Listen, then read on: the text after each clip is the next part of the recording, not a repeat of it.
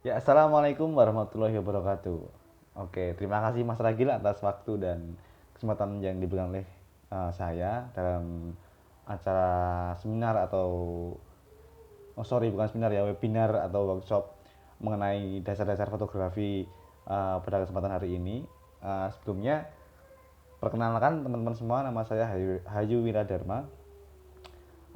Saya adalah seorang fotografer, lebih tepatnya wedding fotografi di sini. Hmm, Sebelumnya saya masih belajar, belum belum belum lama, baru dua tiga tahunan masuk ke dunia wedding fotografi ini. Terus kebetulan kemarin dihubungi sama pihak panitia, disuruh bukan mengguri ya istilahnya, untuk sharing sama berbagi ilmu bersama gitu, saling belajar gitu, mengenai teknik dan dasar-dasar fotografi.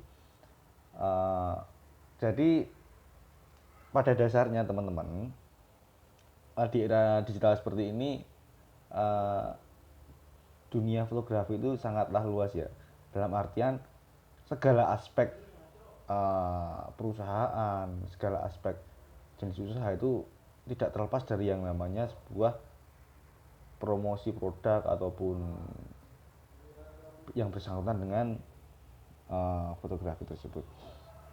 Nah, hal inilah uh, yang menjadi dorongan untuk kita semua, untuk saling belajar bersama mengenai teknik-teknik dasar fotografi di era digital seperti ini. Oke, nggak usah panjang lebar, nggak usah ngomong banyak-banyak. Uh, di sini saya akan menggambarkan atau um, menjelaskan mengenai segitiga exposure, yaitu sebelumnya saya jelaskan dulu ya teman-teman ya. Jadi di dalam fotografi itu hal yang paling mendasar itu merupakan segitiga exposure. Apa itu segitiga exposure? Segitiga exposure ini berarti tiga komponen dalam settingan kamera yang akan menentukan hasil dalam sebuah foto nantinya. Apa saja ketiga elemen tersebut? Mari kita kupas tuntas bersama. Yang pertama, uh, jadi gini, sebelum saya jelaskan, uh, di dalam segitiga exposure itu kita dapat mengatur komposisi pencahayaan yang masuk ke dalam kamera. Jadi di saat kita mengambil gambar, di saat kita meng-shot gambar, uh, itu ada kalanya kita menyeting kamera kita terlebih dahulu. Nah, jadi dari segitiga exposure itu tersebut terdiri dari tiga bagian. Yang pertama, ada yang namanya shutter speed, yang kedua ada yang namanya diafragma atau aperture, yang ketiga ada yang namanya ISO. Nah, uh, di dalam webinar ini akan saya jelaskan satu persatu secara singkat dan padat, apa itu elemen yang ada dalam jeda exposure tersebut. Oke, yang pertama adalah shutter speed. Nah, di dalam shutter speed ini, shutter speed itu merupakan sebuah settingan kamera di mana hal tersebut menentukan cepat lambatnya ranah kamera membuka dan menutup sensor pada bodi kamera. Nah, jadi di dalam shutter speed itu sendiri nanti terdapat settingan angka. Itu dimulai biasanya dari settingan ini ya teman-teman.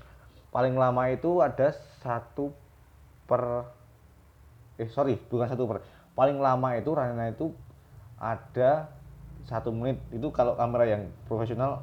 Jadi namanya apa itu namanya, sensor membuka selama 1 menit, dan habis itu sudah 1 menit dia akan menutup lagi. Nah itu lama waktu membuka dan menutup sensor itu dinamakan shutter speed.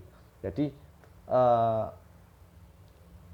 adapun shutter speed yang dibilang cepat, shutter speed cepat ditentukan oleh angka-angka yang tinggi juga, semisal 1/100, 1/200, 1/300, hingga di dalam body kamera itu mencapai 1/4000 bahkan 1/8000 juga ada.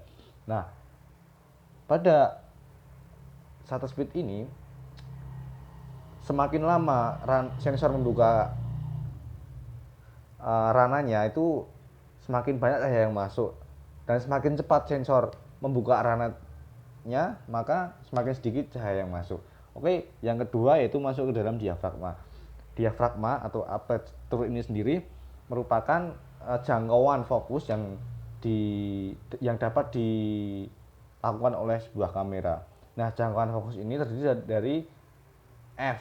F itu, maksud dari f itu adalah bukaan yang ada di dalam lensa kamera tersebut. Jadi ada f1,4, f1,8, f2, f3 hingga seterusnya, hingga di dalam lensa itu umumnya sampai f22. Jika kita memakai f1,4 maka hasil yang ditunjukkan maka akan menghasilkan foto-foto yang bokeh atau ngeblur belakangnya. Tetapi jika kita menggunakan f besar atau f22 nanti akan memberikan fokus yang merata pada setiap background pada frame yang kita ambil. Yang ketiga ada ISO. Nah, ISO sendiri adalah untuk mengatur jumlah cahaya yang masuk ke dalam sensor kamera. Semakin tinggi ISO maka semakin banyak cahaya yang masuk ke dalam sensor kamera, dan semakin rendah ISO maka semakin sedikit pula cahaya yang masuk ke dalam ranah kamera. Jadi pada seminar kali ini intinya tetap semangat belajar, tetap jangan menyerah buat mengetahui hal baru. Sekian dari saya. Wassalamualaikum warahmatullahi wabarakatuh.